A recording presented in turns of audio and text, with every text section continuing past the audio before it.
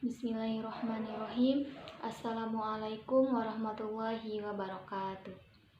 Perkenalkan, nama saya Betty Maulida, mahasiswa dari Universitas Pamulang dari kelas 04 SMJP 031. Baik, saya akan menjelaskan tentang materi sumber-sumber pembelanjaan. Yang pertama ada pengertian manajemen keuangan. Manajemen keuangan adalah segala aktivitas perusahaan yang berhubungan dengan bagaimana memperoleh dana, menggunakan dana, dan mengelola aset sesuai tujuan perusahaan secara menyeluruh. Selanjutnya ada tujuan manajemen keuangan. Tujuannya yaitu memaksimalkan nilai perusahaan, memaksimumkan kemakmuran pemilik perusahaan atau pemegang saham yang diukur dan menilai harga saham. Selanjutnya ada ruang lingkup manajemen keuangan. Manajemen keuangan menyangkut kegiatan-kegiatan perencanaan, analisis, dan pengendalian kegiatan keuangan.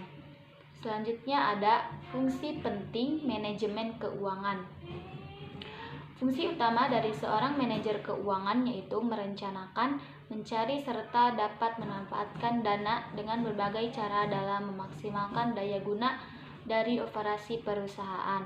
Tentunya hal tersebut membutuhkan pengetahuan akan pasar uang serta dari mana modal akan diperoleh dana, bagaimana keputusan yang tepat di bidang keuangan harus dibuat. Selanjutnya yaitu ada fungsi-fungsi manajemen keuangan. Yang pertama ada financing, berfungsi untuk pendanaan melahirkan keputusan pendanaan atau kebijakan struktural modal atau struktur modal. Keputusan pendanaan berkaitan dengan masalah bagaimana manajer keuangan harus mempertimbangkan dan menganalisis kombinasi dari sumber-sumber dana yang ekonomis bagi perusahaan guna membelanjai kebutuhan-kebutuhan investasi serta kegiatan usahanya. Yang kedua ada investment atau fungsi investasi melahirkan keputusan investasi. Keputusan investasi berkaitan dengan masalah bagaimana manajer keuangan harus mengalokasikan dana ke dalam bentuk-bentuk investasi yang dapat mendatangkan keuntungan bagi perusahaan di masa yang akan datang. Yang ketiga ada dividend policy. Fungsi pembagian laba melahirkan keputusan dividen.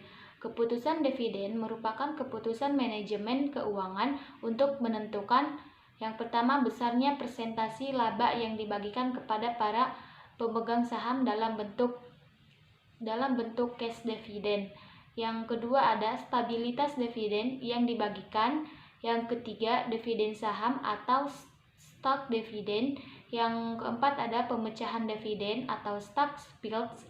Yang kelima ada penarikan kembali saham yang beredar. Selanjutnya ada sumber dana perusahaan. Istilah manajemen keuangan sering disebut dengan istilah manajemen pembelanjaan atau seluruh aktivitas perusahaan dalam rangka memperoleh dana, menggunakan dana dan mengelola aset. Dalam hal ini, pengertian pembelanjaan dibedakan menjadi dua, yaitu pembelanjaan aktif dan pembelanjaan pasif.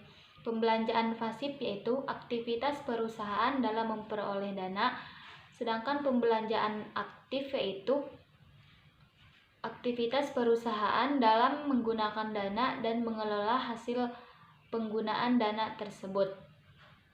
Sumber dana merupakan hal penting yang harus diperhatikan oleh perusahaan meskipun manajer keuangan dapat menciptakan dana yang cukup melalui penumbuhan laba, tetapi ia akan dihidupkan pada masalah pemilihan antara dana yang dipinjam atau modal asing dengan dana yang berasal dari pemilik perusahaan atau modal sendiri.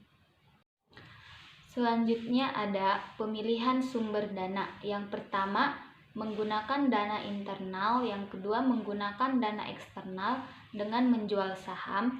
Yang ketiga, menggunakan dana eksternal dengan mencari pinjaman atau kredit jangka panjang, kredit jangka pendek, atau kedua-duanya. Yang keempat, menggunakan dana eksternal dengan menjual saham dan mencari pinjaman. Yang kelima yaitu menggunakan dana internal dan eksternal. Sumber dana internal tersedia di perusahaan, terbatas, kurang menguntungkan. Investasi di perusahaan lain, memberikan beban bunga pada dana milik sendiri yang dipakai sendiri. Sumber dana eksternal dapat berasal dari modal sendiri dan kredit. Yang pertama, jangka pendek atau kurang dari 1 tahun. Yang kedua, jangka menengah lebih dari 1 tahun dan kurang dari 10 tahun. Yang ketiga, jangka panjang lebih dari 10 tahun. Yang perlu diperhatikan perusahaan untuk menentukan apakah sebaiknya mengambil kredit jangka pendek, jangka menengah, atau kredit jangka panjang. Yang pertama, menentukan bunga kredit jangka pendek. Yang kedua, bunga kredit jangka menengah. Yang ketiga, bunga kredit jangka panjang. Yang keempat, bunga simpanan bank. Yang kelima, jangka waktu pemakaian modal. Dan yang keenam, jangka kritis. Mungkin hanya itu yang dapat saya sampaikan. Mohon maaf jika banyak kesalahan, kurang lebihnya mohon maaf. Wassalamualaikum warahmatullahi wabarakatuh.